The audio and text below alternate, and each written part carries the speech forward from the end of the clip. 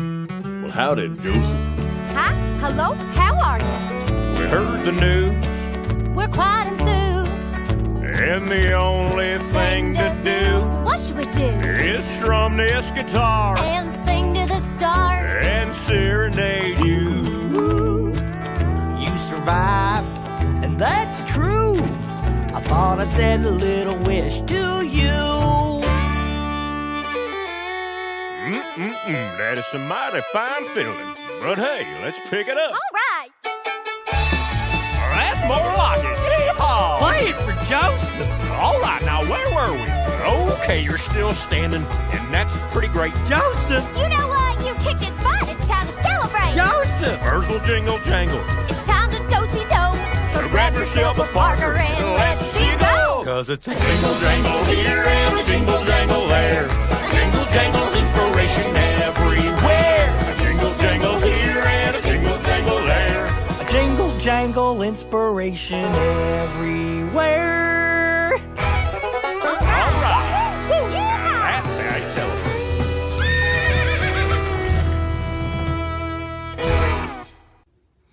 Hello, how y'all doing? Hi, Joseph. I hear that you have a show, not famous, and wish you good luck with your show, and I thank you what you're doing for your audience and your people that you're trying to make impression on their life. So good luck with your show, and thank you for all you do. Bye, Joseph.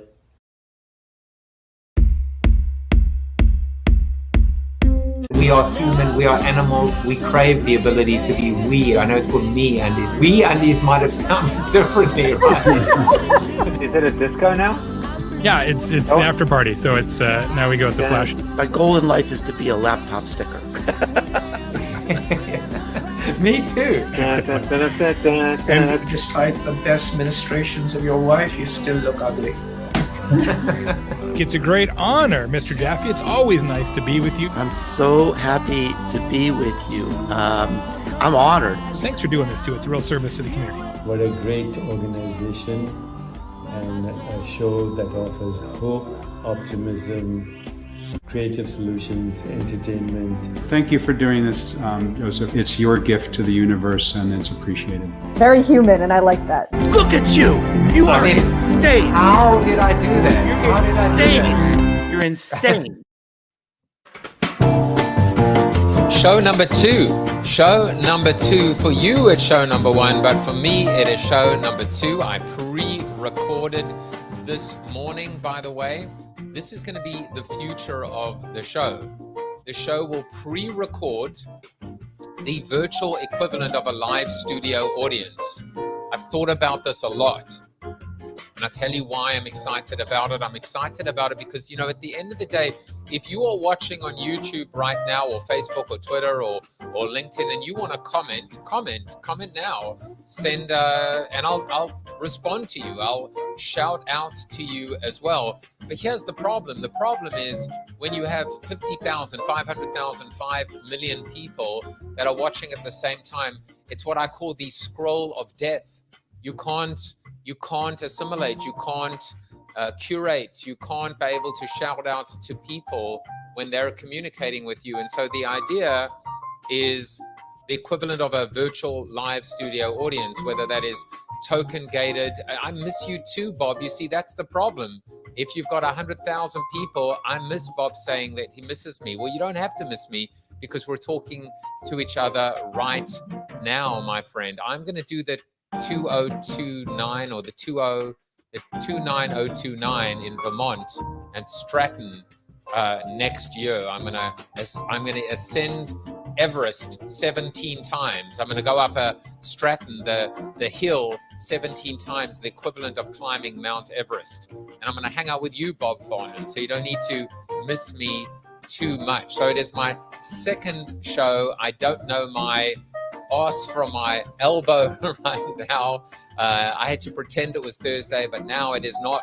It is Tuesday, November 1st, 1:05. And my guest today is the amazing Sarah Panus. I was going to ask her, is it Panus? Is it Panius? It's Panus. She's going to have to tell me the origin of the name Panus. Is it Greek? She is looking stunned. The parrot is stunned. We'll find out. Bob says, I can't wait and I'll buy the coffee. Well, great, because I'm going to drink some Nespresso right now. I hope you are well.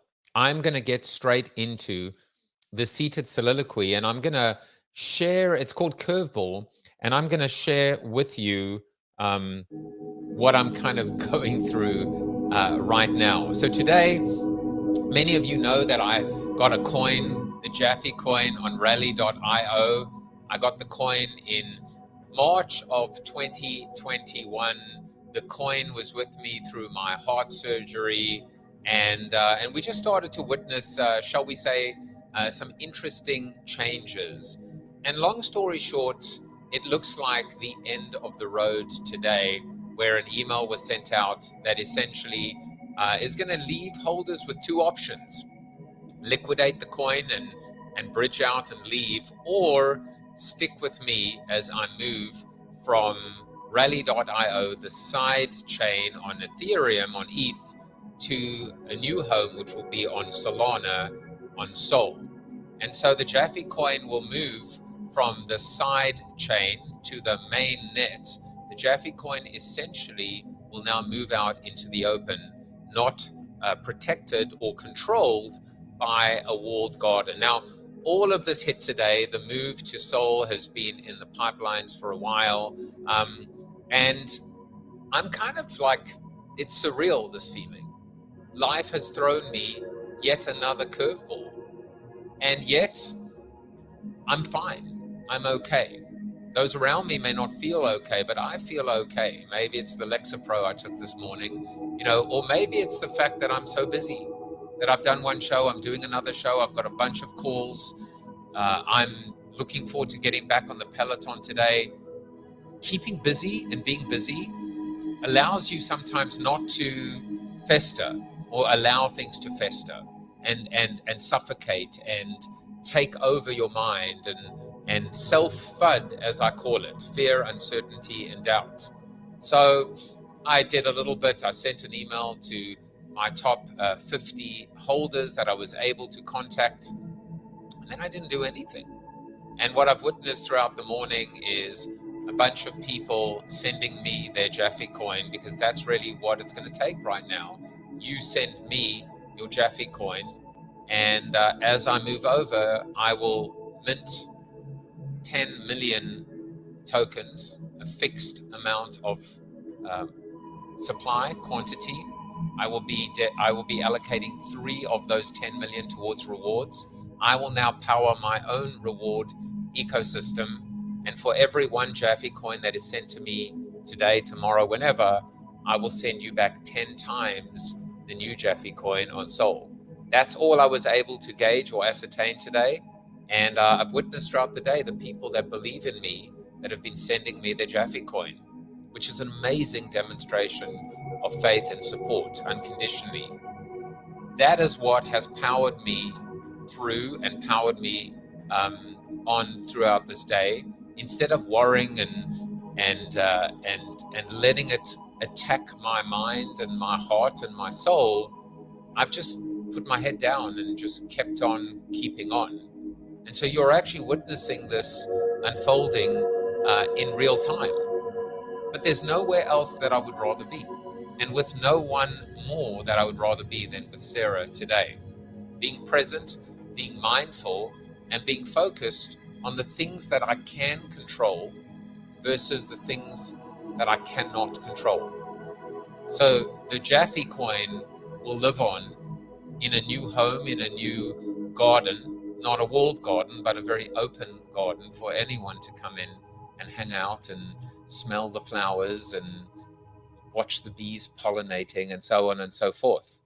And I will move on and I will move forward. As the saying goes, these are not the things that happen to you. These are the things that happen for you. Now, just a quick update. One of the things, this is not 99 cents of Jaffe coin. This is 99 cents on Instagram. But I'm playing around with subscriptions. And one of the things that I'm going to start to do, like the video footage with Sarah from before, those behind the scenes clips, highlights from every one of my shows, little sound bites of mine, my reflections throughout the day, those will be delivered exclusively to subscribers, 99 cents a month. Hell, it's a pretty low bar right now on Instagram in terms of the buy-in. Here is one of those clips that I recorded last week at the ANA. Hello from the ANA Masters of Marketing. And I just wanted to show this very simple little innovation. You will notice that my lanyard has a green strap. And of course, in front of me are three colors, green, yellow, and red. And it's just a very simple visual way of being able to tell or telegraph or communicate from one attendee to another if you are shakeable, huggable, kissable. Green means go, yellow means slow, and red means stop. So you see someone with yellow, maybe they'll shake your hand, but they're not going to go in for the hug. Red means stay the F away, and green, of course, means anything goes. This is the power of, sometimes innovation does not have to be technology driven. It can just be as simple as traffic lights. So just a little bit of an insight from Masters of Marketing. And just as simple as that. And now wearing red, at least in the image you see in front of her, which basically says, stay the F away from me. Just kidding, Sarah. It is time to bring on my very special guest. I'll even give you some music, Sarah. How about that?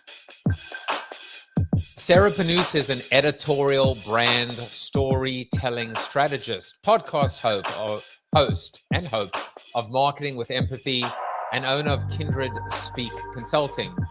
She's on a mission to make people's days better by creating useful and more meaningful connections between brands and consumers. How?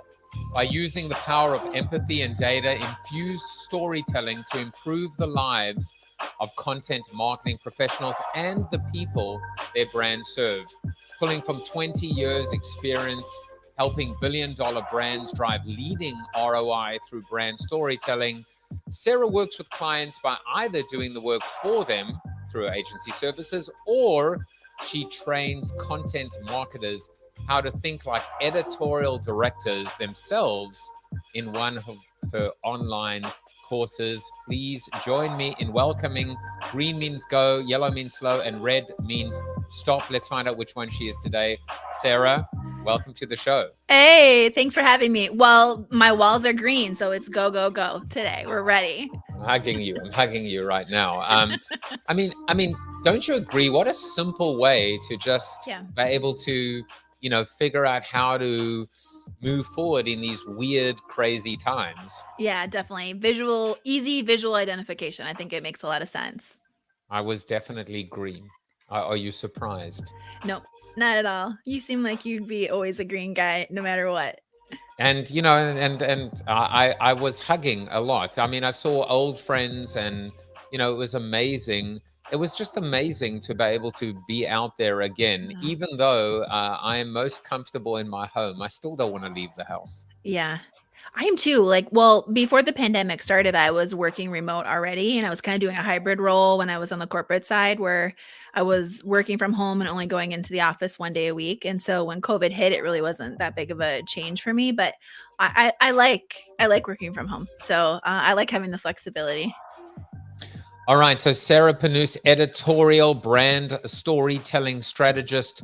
The world, you've watched the show, so you know what's coming.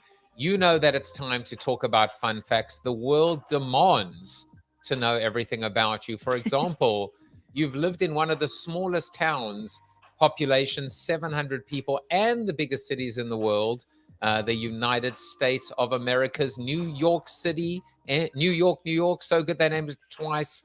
8.5 million people. Thank God, though, you don't live in this town of Beaufort, where apparently the population is 1. That's crazy.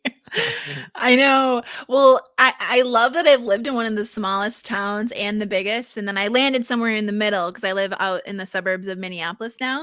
But it gives you a lot of perspective, like uh, growing up in a farm community versus New York City and working in the fashion industry, which is what I did when I was there. It's a very different way of dealing with people. But I think my small town roots is really what helped me focus even more on like how I talk about empathy and those connections with people, because it was like one-on-one all the time. It wasn't just seas of people that you could zone out on. So I think it really did establish a lot of my roots early on.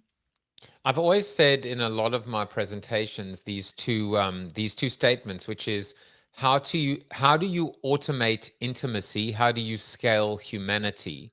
How do you create empathy at scale, right? Like, I hate the phrase, but whatever, at scale. That's why I'm like, like I'm attacking myself with air quotes.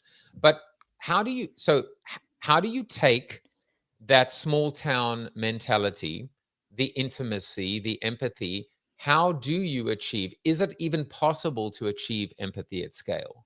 Yeah, I think it is, because through storytelling, so stories being 22 times more memorable than like facts and figures alone, that was according to a Stanford study.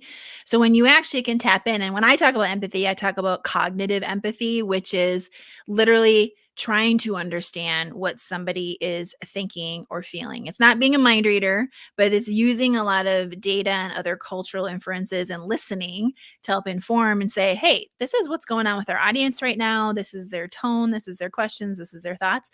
And then in your stories, how you can relay information to help answer, maybe it's a question, or entertain or inspire or talk to something that they're thinking through that makes sense for your brand. And so I think when the at scale piece then is you've created this great piece of storytelling content, then you scale it, you distribute it at scale through all your channels, through paid ads. That helps you get it out at scale to reach a lot more people than just talking about it with one person next to you at a conference, for example. So I would say that's the way that you get it at scale. But you have to be smart about what it is that you're actually going to be talking about in the first place. Now, in the world of Web3, which is a world that I live in, and maybe after today, I'm not sure I want to live there anymore. Just kidding.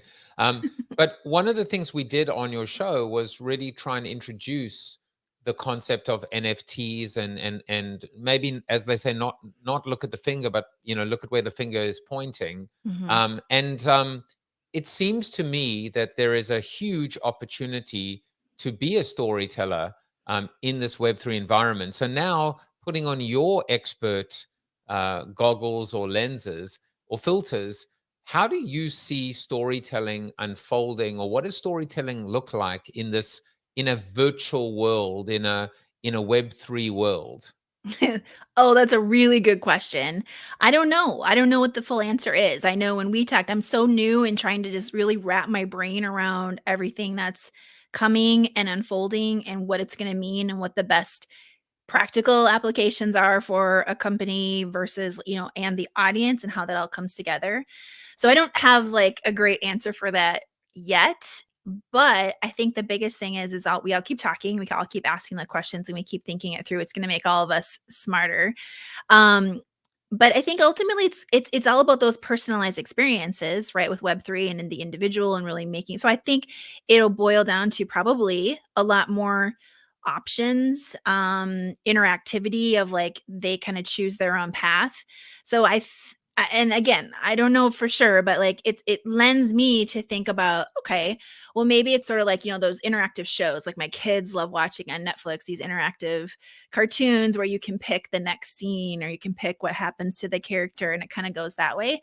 So I feel like in storytelling, there's a way there of like how you kind of create your own story along the way, but as a brand, then how that could obviously all the scenarios still need to make sense for you and what you'll be sharing and talking about. But I love that idea of kind of that build your own path or build your own story, depending on, which way you want it to go. So that's kind of where my mind is initially, but I think it's still going to be rooted in focusing on listening, engaging, connecting. And the only way you can really connect is if you have like a rich kind of empathy and data infused storytelling foundation, so that you understand where you want to go ultimately and what they want to hear.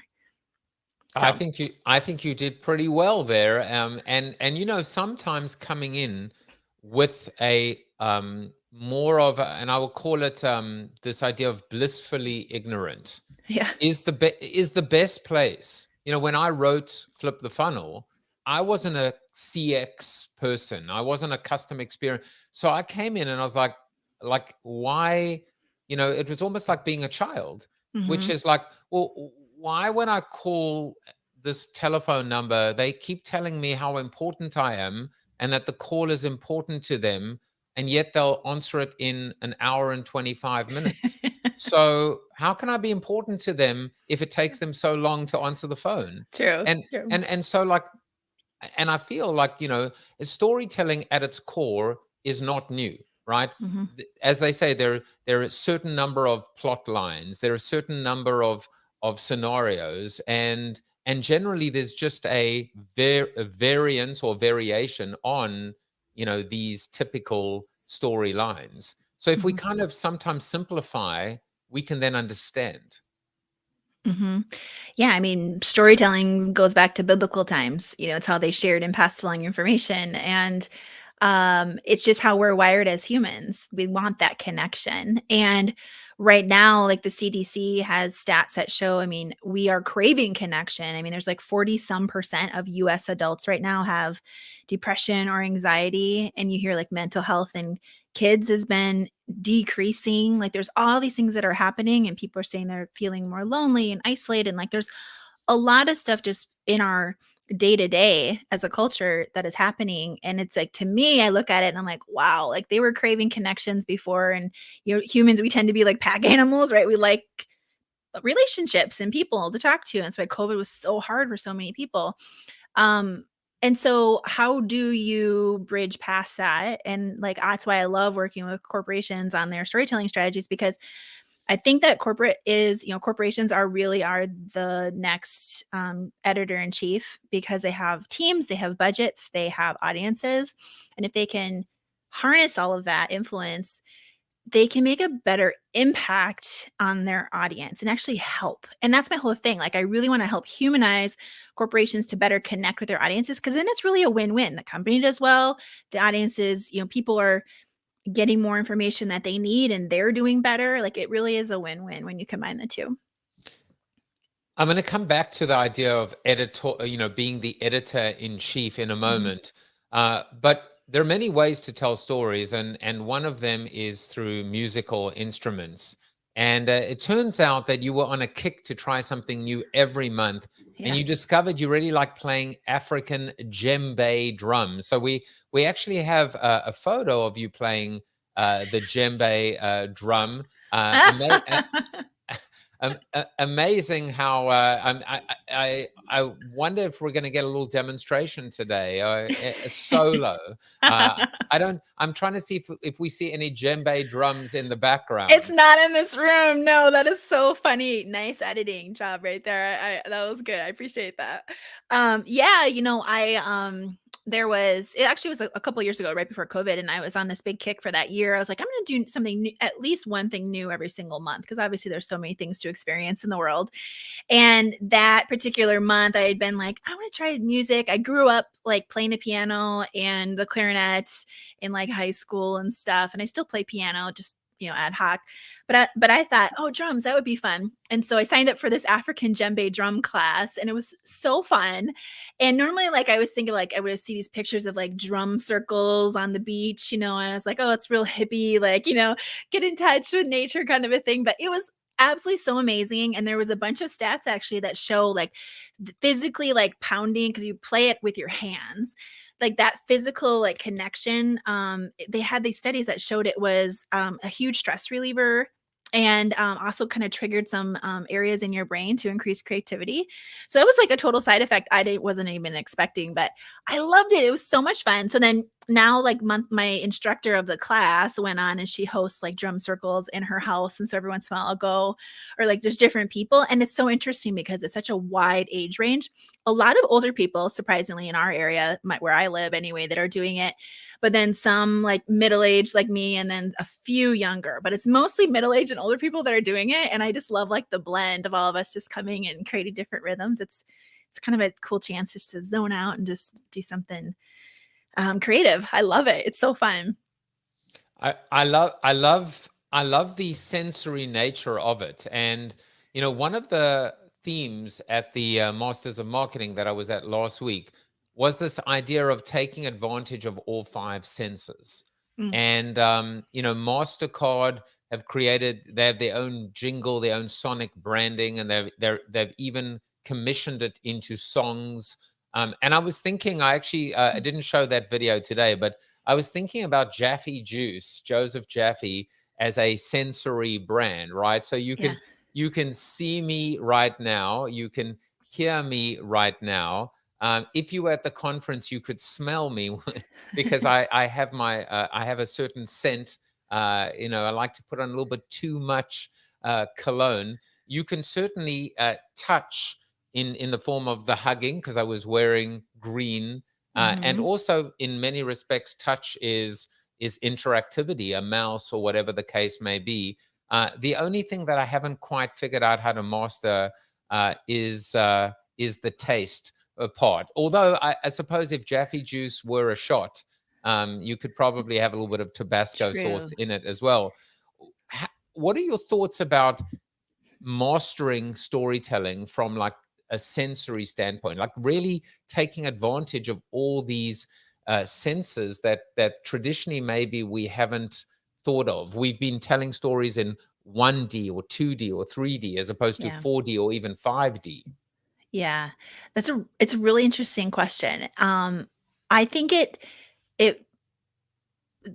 when brands are thinking about this, or when people are thinking about it, I think don't put pressure to think about checking off the box for every single sense is what I would say. I think definitely, like, there are certain senses in different people that are going to be triggered more than one person than in another person. So if you kind of expand to kind of think of multiple things, it really just epitomizes and becomes like your brand.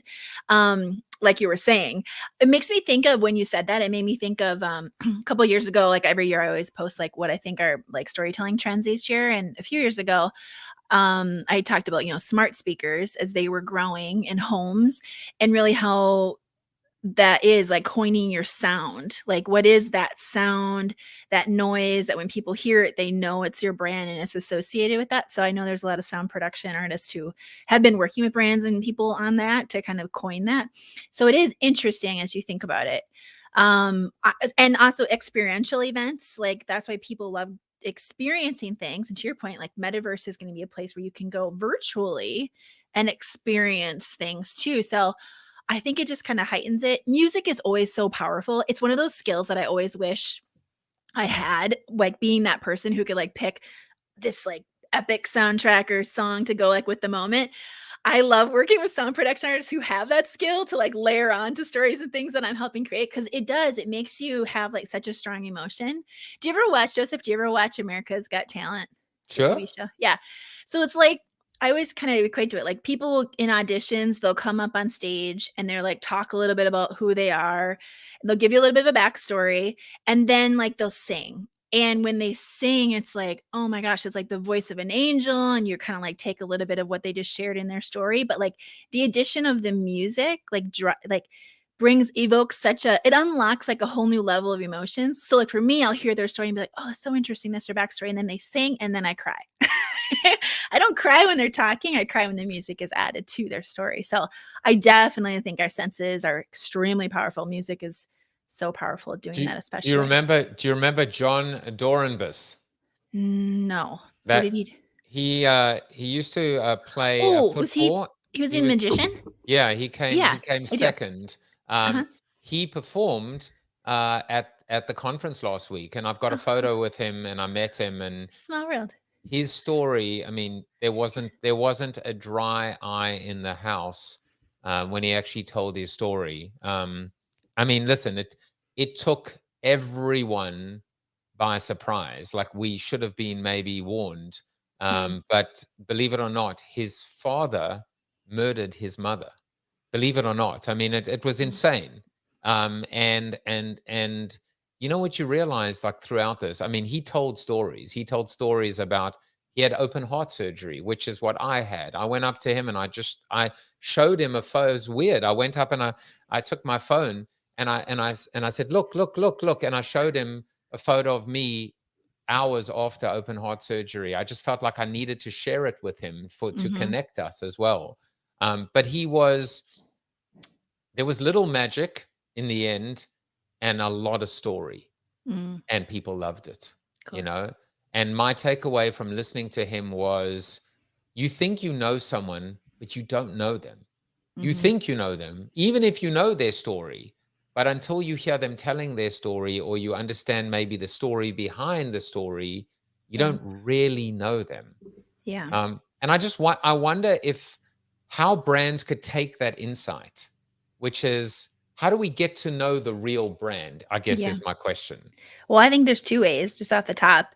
One, you need to share the experiences and stories of your customers. And then two, you need to share like the stories and views and things of the people who work there, so the employees. So the biggest thing in storytelling is that the story itself really isn't about you, the company. You're not the hero, your customer's the hero, or your employee, or whatever the focus is. Agreed. The company and their products, their services, their values, whatever they're doing helps feed into that. It's like fuel for the story. It's what makes it possible.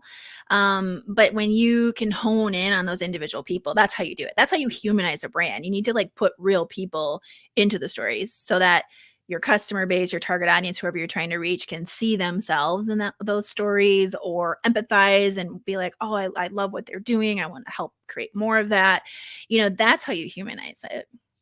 I was thinking, like, what is the sonic branding jingle for me? What would be the sound that people associate with me? And so I've narrowed it down to two. There's either this one. No, I mean, or it could be this one. That's how I Both feel a little today. creepy, Joseph. I'm just kidding. Well, it was Halloween yesterday. Yes. But okay. So while we're on the sublime and a little ridiculous, I want to ask you this question: what would the soundtrack be to your life?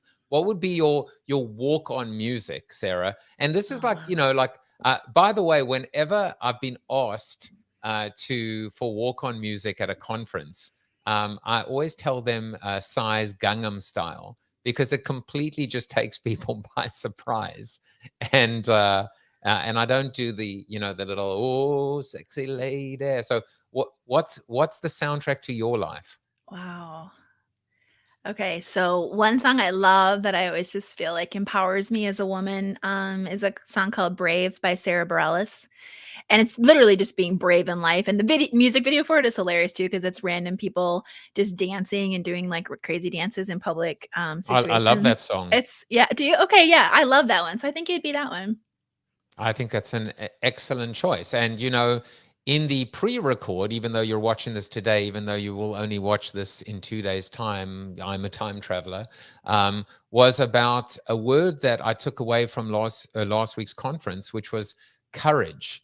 And I'd never heard that associated with brands or marketers or even storytelling, the idea of bravery. What does it mean to be a brave storyteller, as opposed to maybe a, you know, traditional or a safe storyteller? Yeah, this was definitely something in my career I've learned through and continue to, but I think courage has been a huge piece, and bravery has been a huge piece of my 20+ year career, because as a storyteller, as a creative person in general, you're sharing creative ideas. You're putting like new thoughts out there for someone else to react to. Right. And that right there is really, I think that defines being courageous and being brave. Is like, you have to not self-censor yourself so that you self-censor your ideas, you know? And so that's courageous. It's courageous to speak up in a meeting when maybe you're nervous and you think someone's going to say no. It's courageous to go against the status quo, maybe with something else. It's courageous to disagree. And sometimes it's courageous to agree. So it really just depends. But like, I think that is huge. And it was something in my career, like I really had to get it there. It's tied with confidence. It's tied with like being like, okay, what's the word? To me, it was always like, what's the worst thing that's going to happen? In the beginning, I would share an idea. I'm like, I'm not going to get fired over sharing an idea. Right. And that's what creates better stories, better cultures, better teams is when people feel like they have more courage to share those things. Because I was at a conference like years ago, it was a story conference in Nashville, and there was a speaker who got up and he talked about how graveyards are the richest plots of land ever because of all the brilliant, amazing ideas that died and are just like resting there. And it was such a morbid visual, but it was like very, it just hit me, right? Where you're like, yeah, you don't want to die with your ideas inside of you. You want to be sharing and living your best life while you can, while you're alive on this earth. And so I think it takes a lot of courage to be creative and to share those ideas. It takes a lot of courage to change paths, career paths, as a lot of people are doing right now.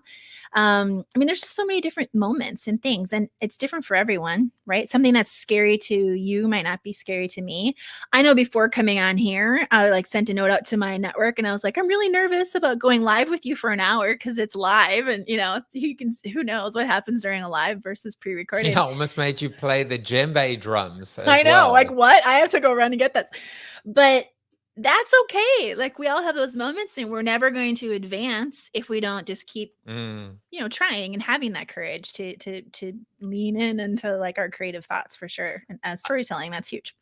I do love this whole thread and this analogy, and we'll get into career, you know, this idea of being brave with respect to career choice. But it's interesting to me because, you know, it's one of the things that I know you specialize in is this idea of humanizing brand content to better connect with an audience. Yeah. And you alluded to it. What it means to be real is to allow your customers and your employees, without being censored or controlled, to tell those real stories. Almost like I did with the soliloquy today, which is like, you can tell when someone's faking it. You can tell when someone's dialing it in.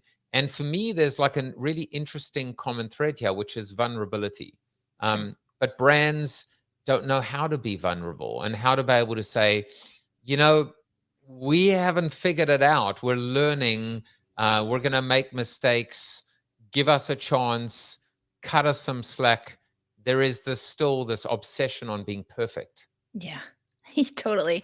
And I worked most of my 20-year career on the corporate side, so I know what that's like. And it's hard. But I think that here's the thing, like I've worked mainly with large corporations, but you know, small businesses I think have a lot more flexibility here, especially if like the owner is the face of the business, where you can get that like real one-on-one of the founder. But the thing is you can be vulnerable through your customer or employee stories. And obviously there's certain topics where you're not going to want to make it sound like you have no clue what you're doing, because then that could lose trust with your audience as a company. But I think right now, like in social, what I've seen, tell me if you agree to this or not, but just over the last 20 years, it's like when social started, I was leading social at like a large $1 billion retailer, and it was when social first started. So everyone was like, is this a fad? Is this a thing? Right. And now we know, obviously it's not, but like the evolution of what's happened, like social started, it was kind of real and raw and nobody really knew exactly what they were doing. They were figuring it out. And then it evolved into like everything having to look perfect. And now I feel like, and then it's like a blend of the two, with definitely leaning towards people like your target customers wanting just authenticity and realness. And it doesn't have to be as perfect. So I feel like we've kind of landed in like a middle ground right now. The only thing is they want really good audio quality. They want to hear it really well. And they want to like be able to make sure like the video quality is clear so they can see it. But I think it takes pressure off of trying to be so perfect on everything, because it is hard to put that pressure on yourself and your audience if they really relate to your storytelling pillars. So I would say like have 3 main storytelling pillars and what you talk about. If that aligns with your people, then great, bring them in, make them part of the mix, poll them, get, you know, surveys, polls. Like if you have a loyalty program, ask questions, bring them into the mix, and they'll be more of an ally along the process. I love it. Be flawed, you know, be imperfect, but sound good doing it. Yeah, exactly. That's the message. That's what I think. There is no excuse for a bad microphone or bad audio quality. So, you know, there you have it. Like, if you're perfect and you sound like crap, you know, come see Sarah after school, and she's going to put you into one of her coaching courses. But it's true. It's like deliver the message, however flawed, but deliver it flawlessly. Yeah. Deliver the flawed message flawlessly. How about that? Yeah, I would agree. That's how you can be perfectly imperfect. Yeah. The other thing I would add to that though too is like a lot of companies just don't do things because they're trying to wait for it to be perfect or to get like the right way of doing it. Sometimes you just have to just do it, you know, and maybe your first time isn't going to be great. But like the fifth time will or the 10th time will. You got like there's a learning curve we all have. It's like any of us, we look back at things we made earlier on in our career or something, and you're like, oh, that wasn't so good. That didn't look so great. But you learn and evolve. So the thing is, it's you have to, like Tony Robbins always says, progress over perfection. Like you need to just go. You need to like also just do it and do it to the best that you can at that moment, and it'll get better. Now, we'll use this as a segue when we talk about something else that you focus on, which you call not the third rail, but the third choice. But today is Flow Tuesday, and our correspondent, Lubna Zaru, sent this in. It's called a good flow day. I think I am having a good flow day, even though there are rocks and obstacles and curveballs, there is still flow. Obviously, something very important in storytelling. The flow of a story. So let's hear what Lubna has to say, and then I'll let you comment on that, Sarah. Okay. Have you ever said to yourself, I don't have enough time, or I wish I had more time? There's something very magical that happens when we talk about time, especially if you want to get into flow. So today on this Flow Tuesday, I have three things that you can focus on to see whether or not you've had a good flow day. So item number 1 is, did you spend your time, energy, and attention on things that matter to you? Now you might be wondering, what could that be? So when we're focusing on those tasks to get into flow and activate flow state, you want to spend that attention, energy, and time on tasks that bring you closer to the things that matter to you, those goals that are important to you. That's number 1. Number 2 is, do you feel you did a good job and had the support of others? So at the end of the day, think back as, did you give it your best? Did you create your best work? Did you lean into your strengths way more than trying to fill up the gap with your weaknesses? So that's item number 2. Item number 3 to determine whether you had a good flow day is, did the day leave you feeling energized more than depleted? And for those of you that know, with flow state, it gives you a boost in energy. But did you at the end of the day? Now you might want to start journaling each and every single day to determine whether or not you're on your way. So those are the 3 tips for today. I look forward to seeing on the next one. That was great. Oh, go ahead. No, you go ahead. It reminds me of at one point in my career, and I kind of have just evolved this now, I just do it by habit, but her talking about when she said, did you spend time on the things that matter to me, is I used to have like my daily to-do list, like a printout. And at the time when I was working at corporate internally, I had like the main goals of like the business and like my professional development goals and things I had talked about with my boss, each year of the stuff you want to work on. And I would kind of create categories for them. And each section had a bigger box depending on what was the bigger priority. And so then I would kind of list out the things to make sure I wasn't totally ignoring something that was really important and the things that had the value. Now I just automatically do that in my to-do list. I always have like every day I have a whiteboard, and I just the night before I always write down like the next day just to make sure I'm, meetings I have obviously, but then what are kind of my main focus things. And for me, it's always a blend of my family. I have 2 young kids, and my family's always first and foremost in my business and what I do. And so I always make sure that there's always one thing personally I'm doing like that's like family or personal related in addition to those things. So that was my initial reaction. I'm like, oh yeah, okay, I do that. I like focus on kind of those main things because it's really, and it doesn't always work out. Sometimes your calendar just gets a little surprised by some things that may come up, but we know what it feels like when you at the end of the day and you're like, what did I do today? Or, ugh, I hated, the projects I worked on. That doesn't feel so good when you do that. So I love that. So that's what it made me feel initially, is I think it is really important to take assessment of what we intentionally want to tackle for the day and being realistic about it. Cause I used to put way too many things on my to-do list thinking I was like Wonder Woman and could do all the things. And I just couldn't. Like, I'm super efficient. I can get a lot done, but I can't ever get that much done. So I think that's like two things I would add, or just kind of my initial reactions to what she said. I keep wanting to segue into the career part, but you keep pulling me back inadvertently. No, in a good way, because I think of like this idea of being an editor in chief or a brand editor. This idea of being able to recognize a powerful story, to tell stories.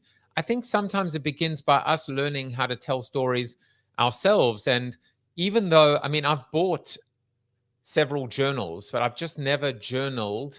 But I think I understand. I think I appreciate and respect the power of journaling. And one of the things I'm even saying in my new book, in Forever Changed, is I'm going to tell you my story of what happened in March 2020. But now it's time for you to tell your story. And by the way, don't forget it. Don't let it escape you.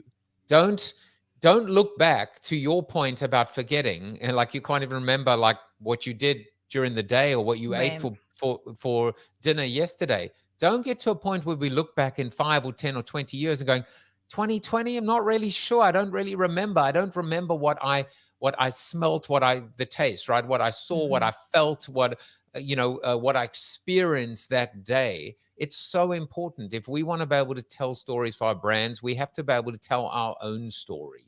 Yeah. And, a lot of people will be like, well, I don't know what my story is, or I don't have anything interesting to share, or I don't know what else we could get to. And there's like two levels, like as a personal brand versus, corporate brand. But like as a personal brand, like if you're sharing your own stories, one of the easiest things that I do, and a tip I have, is it's really easy to go through our day and we have these creative thoughts or moments or just experiences each day that we just like experience, and then we move on and we forget they even happened. So I started recording them in this free app on my phone called rev.com. And Rev is a transcription site, essentially. So now what I do is anytime I like have a thought or I've just experienced something, I like grab my phone and I just hit the button to record, and I just record like whatever that was into my phone. I just hit save, and I save it all for later. And then till a lot of different are accumulated, and then I'll get them transcribed, and then I'll save that transcription, because then right there could be a ton of different storylines of things you could share and talk about in your content. It's such an easy way, because otherwise you just forget it and it just breezes past you without even a thought. And when I do that, I'm not recording thinking and knowing exactly what I'm going to do with that moment or that thought, but I know maybe it'll be helpful. So I probably use maybe like quarter of the things I record, really, but I save them all so for future reference. So I think that's a good habit to get into, is just being mindful and like attentive to like just your life and what's happening, because you'll find that you are a lot more interesting and you have a lot more thoughts than you thought you did. I completely agree. I'll tackle both of those. First of all, this idea of my story is not interesting enough. Well, you know what? Your story is your story, and your story is always going to be more interesting than my story, because it's your story. And the same can apply to a brand. When you look at a brand going, well, that's so easy for Nike because they're Nike. And I'm like, yeah, but we're talking about shirts and shoes. How should a shoe be interesting? How should a computer or a phone be the epitome of independence and creativity and expression, i.e. Apple? How should a discount retail store, cheap chic, become Target? And the thing is I've always believed that the day that I have an uninteresting person on my show, or the day I have a bad show, I failed. I failed because I haven't been able to bring out their story and give them the safety and the confidence to tell their story. Yeah, it's beautiful.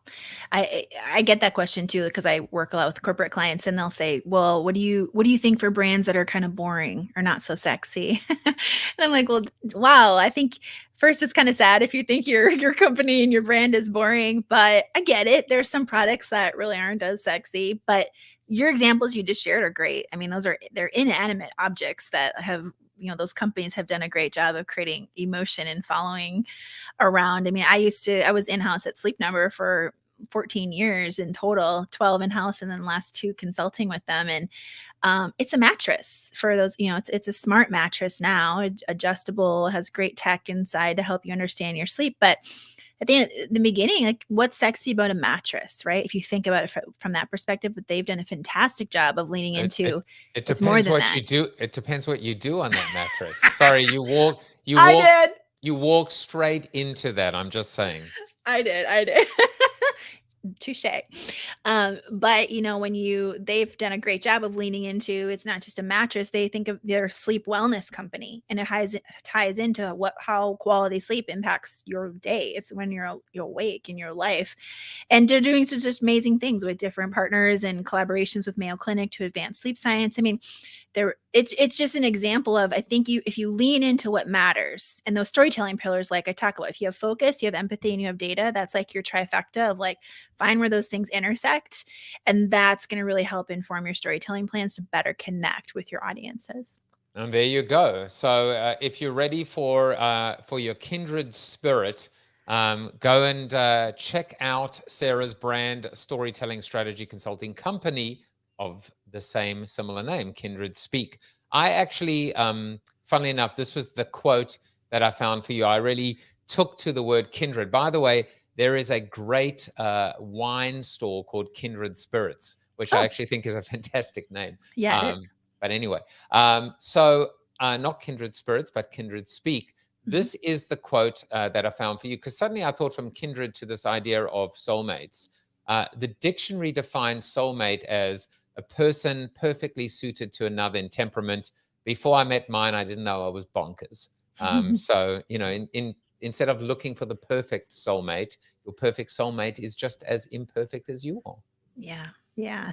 And that's why I picked the name for my company, because I want to help companies speak a kindred language with their audience. It's like, how do you relate to each other and just try to understand better? And then that's how you get loyalty and advocacy and, increase results and top ROI drivers and all that from your storytelling content. But you need to make that connection first and really stop and think about that upper funnel content just like that. Like, it needs to add value to the person you're talking to. It can't just be all about you. All right, so here we are. There are people that have gone through the last 2.5 years of insanity. Can you believe it? Is it really 2.5 years? I guess it is. It's 2.5 years as well. And they're looking to move towards the light. They're looking to be happy, to be fulfilled. They're looking to be masters of their own story in many respects. And one of the things that you focus on, and certainly that you're interested in, is this idea of having more confidence to make big professional decisions, none more so than your job, your career, or your side hustle, etc. And then you said something interesting, which is, instead of trying to like choose between two things, maybe sometimes it's the lesser of evils or whatever the case may be, you talk about a third choice. Which interested me a lot. Tell us what the third choice is as it relates to, that which feeds your soul. Yes. Okay. So I just call this the power of the third choice, because I've had like multiple examples throughout my life where it just started being like, okay, hitting me with a hammer over the head. Like, okay, I get it. I have to start thinking broader. But really what this amounts to, like, big picture, before I answer that specifically, is I learned that, like, this thinking of like, there doesn't always have to be just two choices. Like, is it this or is it this? There's this like third choice that really amounts to, for me, it was all about nixing and cutting out limiting beliefs and just kind of having more confidence to have conversations with people or go with my gut and try to ask for certain things. And so, like, I'll give you 2 examples, Joseph. So like, the first one was, I was running, this is when I was on the corporate side before I started my current consulting biz. So I was running this like 7-person social team for $1 billion retailer. And I had like around a $10 million budget that, our team was responsible for. And really at that point in my career, I had accomplished like what I really was going for. Like, that's what I wanted. I wanted to do all of those things. But after like 9 years of doing it, I wasn't, I got burnt out. It was a lot. And I just wasn't as present as I wanted to be with my family. And that was huge for me. I didn't want to be the mom that was just always on my phone all the time, responding to different social questions within the company. And I wanted to be able, my son was just starting school. I remember he was going into kindergarten at the time. And I wanted to be able to be there for him at the end of the day when he got out of school. Like my dream had just changed. Right. And so like, at that point in my career, I was like, okay, well, should I stay or should I go? Should I leave my role or go and like, should I find a new job? Or I was thinking, should I see if I can change my role in any way? And so in that moment, I didn't know what the third choice was. I really didn't. But I decided that I was just going to have a really open and vulnerable conversation with my boss. And like what came out of that conversation, because I loved the work that I was doing still and I loved the company, but I just didn't want to do exactly that. And what came out of it was this third choice where I could stay, but just change, like do a different role. And they were going to let me test out remote work. At the time, nobody in the company was doing remote work. So I could have this best of both worlds, really, where suddenly I'm doing a different role. I was leading a new content marketing strategy group for the company was what the new role was. So I could lean into what I loved to do, which was around storytelling. I could try working from home so I could be there after school when my son came home, which was important to me. And it all came because I just had the courage to finally like have a tough conversation. And what I would say is, before I share my second example, is the thing with the third choice is sometimes someone else may, in both of my instances, it was always kind of another person who helped me kind of be aware of it. Cause I was so stuck in just my thinking of like, it's this or this. And like, I weighed all the pros and cons and like all these things, but like, it helps to just be a little vulnerable and be open and talk with people you trust. And when you go into those conversations, like when I went into my boss at that example I just shared, I went into it knowing that I had to be okay if she said no. Right. And I was like, well, worst thing I can do is just share how I'm feeling, what I'm hoping to do. And is there any different thing I could do so I don't feel burnt out, but I can keep working here kind of a thing. And when you have to go into those conversations, being okay if you don't get the answer you're looking for too. Because otherwise you can't, not every conversation is always going to go well, but then that gives you direction for what to do next. The second example.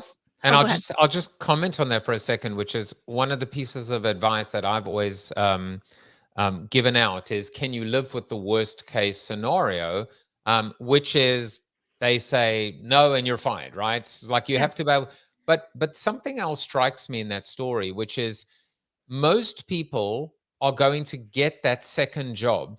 And only when they have that second job, they're going to have the courage and the ability to go back to their boss. But they need the safety net. Yeah. But you can't get to the third choice if you have a safety net.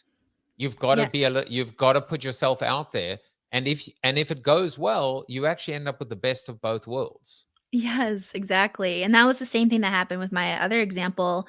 Was then years later, fast forward, like I got to a point where I was like, I wanted to, should I start my own business or should I stay where I was? So like I had been rocking this remote content new role that I was in, and I was proving that remote work was possible in the org, which felt really good because then other people were getting to do the same thing. But then at that point, I'd been with the same employer for like a decade, and I was just getting this itch to want to like help other brands, and just make sure my creative juices were really flowing as much as they could. So then I got to that same thing again, where I was like, okay, well, should I quit or should I start my own business and go into consulting, which at the time in my head felt really risky financially. I have kids and like, all the things. And I was really down to kind of those two things and stressing about it. And it was at that moment I had a friend named Holly, who was my wellness coach. And she had said to me, she said, well, Sarah, why can't you do both? And I said, what do you mean? She's like, why can't you do both? I'm like, my employer would never be okay with me having like doing other client work on the side. And she's like, well, have you asked? And I was like, oh, no, I've never asked. I was just assuming, again, my own limiting beliefs. So fast forward, I ended up having a great conversation again with my boss and HR. And I learned, yeah, Sarah, it's totally fine. You can have a side hustle as long as it doesn't compete with any of the stuff we're doing, And so it was all of a sudden, boom, power of the third choice, again, where I could have the best of both worlds. I could keep doing a job I love, but also create a side hustle, which kind of, interestingly, it's when I did that, then 2 months after I really had launched and gone all in on my side hustle for my Kindred Speak business is when COVID hit. So during COVID is actually when I decided to go full time into my consulting business. So really was these nice stepping stones, but I would have put it off and I wouldn't have probably started my current consulting business if I hadn't thought about that power of the third choice. I could take for me, it just felt safer. Sarah, I was going to say, please tell me that this is the name of your new book. Oh, thank you. You're welcome. I've never thought about writing a book. I do this for every one of my guests as well. No, for 100%. Your book is going to be called The Third. Start it now. In fact, I'll send you a transcript of today. Thank you. I mean, it's fantastic. And I think that ultimately you put yourself in a position to win. You're so much more likely to win. And that third choice is unbelievably empowering. And I hope you feel empowered and not as nervous as you were coming into this. Yes. By the way, my pea brain is only now fixated. It was initially fixated on the djembe drum, but now it's just fixated on the goat above your head, the mountain goat. Yeah, exactly. Look, I'm a Capricorn, which is the mountain goat. So, so we certainly are kindred spirits. I love it. I have to be careful though when I do calls because if I go right under it, it makes it look like I have horns. I was like, I feel a little evil. Exactly. But enough about Kanye. And instead, I'm just kidding. Of course. Let's not kick the man while he's down. Follow Sarah on the Twitter. This is what happens in the witching hour of the show, at Sarah Panus. You can follow on Instagram. I am Sarah Panus. No, she is Sarah Panus, but you know what I mean. You can connect with her on LinkedIn. You can check out her company, Kindred Speak, at kindredspeak.com. A little freebie for marketers. If you want to know how, not how, but 3 ways to improve your content strategy this year, go ahead and take advantage of the freebie. It's a 3B because there are 3 ways. It is. I'm sure you can connect. You can get it through Kindred Speak, right? Yep. See that red bar right in the top? Click here for free brand storytelling tools. If you click on that, you'll see an icon that will talk about the 3 ways to improve your content strategy this year. It's right in front of your face. And finally, if you're wanting to take advantage of another sensory way to experience Sarah, you can hear her on the Marketing with Empathy podcast. And if you listen close enough, at a date to be determined, you may even hear the roles reversed and myself. It's so weird. I was on your show, and yet you're actually on my show live before I'm on your show afterwards. So the again, power of scheduling. Yes, but you'll be live in a couple weeks, so it'll be here in November. Awesome. Mid-November. Well, I look forward to it, and of course, another person that's looking forward to that interview, of course, is Chuck Norris. You are Chuck Norris approved. There you go. And I will be back tomorrow with This Week is Crazy. 4 shows in 4 days. I haven't done that in a while, including 2 shows today.